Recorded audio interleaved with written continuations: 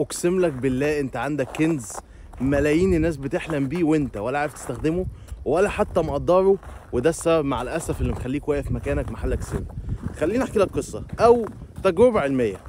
جابوا مجموعتين من البشر ما بيعرفوش يلعبوا جولف. اول مجموعه قالوا لهم خليكم قاعدين، تاني مجموعه طلبوا منهم طلب، والطلب ده هو ان هم ببساطه يتخيلوا نفسهم ان هم بيلعبوا جولف، ويتخيلوا برضه ان هم بيدخلوا الكوره في الفتحه اللي في الارض. وبعد فتره زمنيه لقوا ان المجموعه اللي تخيلت نفسها بتلعب وبتدخل الكوره في الفتحه اللي في الارض لقوهم ان هم بيلعبوا بنسبه 30% احسن من المجموعه الثانيه اللي ما تخيلوش. الكنز اللي عندك هو عقلك وبالتحديد تخيلك. وانا عارف انك ممكن تقول لي ده كلام تنميه بشريه وكفايه بقى الكلام ده، بس صدقني ده مش كلام تنميه بشريه، واكبر دليل يثبت لك ان العقل والتخيل هما من اقوى الحاجات. بص على واحد زي كريستيانو، بص عليه وعلى انجازاته وما شاء الله وعلى كل حاجه هو عملها، وعاوزك تبص لحد دلوقتي قبل ما بيشوط الفاول بيقعد يقول لنفسه ايه. بص كده عليه وهو بيشوط الفاول واسمع الكلام اللي هو بيقوله لما طلع في مقابلات والمذيع بيقول له هو انت ليه بتعمل كده؟ قال له ان انا بتخيل نفسي بجيب الجون وبقعد اقول لنفسي ان انا هجيب الجون. ليه؟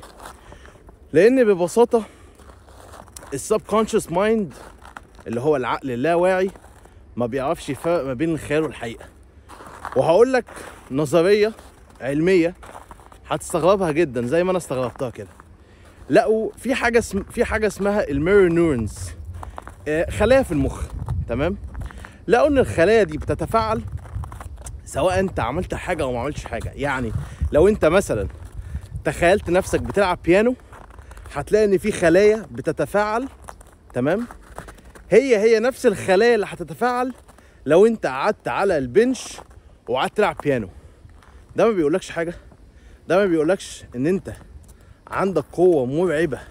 وانا عارف ان في ناس مع الاسف بتتريق على الكلام ده، لكن بجد استغل الموضوع ده. وفي حاجه تانية لازم تفهمها، ان مش معنى ان انت ما نجحتش في حاجه ده معناها ان ربنا مش عاوزك تنجح في الحاجه دي. انا عاوزك تتخيل احسن نسخه من نفسك، شكلها عامل ازاي بجد والله، بتتكلم ازاي، بتفكر ازاي، قد ايه النسخه دي متدينه، قد ايه النسخه دي بتساعد اهلها، قد ايه النسخه دي بتساعد الغلابه. لانك لازم تفهم ان انت مش مهم قد ما اهلك مهمين. يعني ايه؟ يعني اهلك ضحوا بحاجات كتير قوي عشانك. حتى لو انت كنت عايش في علبة التونة في عشة فوق السطوح، صدقني في ملايين الناس تتمنى ان هي تعيش العيشة دي. فاهلك ضحوا بحاجات كتير قوي، والفرص اللي موجودة في الزمن ده والله العظيم ما كانتش موجودة من 30 و50 سنة. احنا عندنا حاجه اسمها الانترنت، عندك حاجه اسمها السوشيال ميديا، عندك حاجه اسمها ان انت ممكن تتعلم هاي انكم سكيل، سواء بقى فيديو اديتنج، سواء كوبي رايتنج، سواء ديجيتال ماركتنج، ايا كان هي ايه. وممكن تدخل مينيمم $1000. والله الرقم ده ممكن انت تفتكر ان هو رقم كبير، ولكن الرقم ده صغير جدا. واوعدك ان انت لو اشتغلت على نفسك ولو تخيلت احسن نسخه من نفسك وكتبت كل حاجه في النسخه دي على ورقه وكل يوم قعدت تتخيلها، والله العظيم حياتك هتتغير.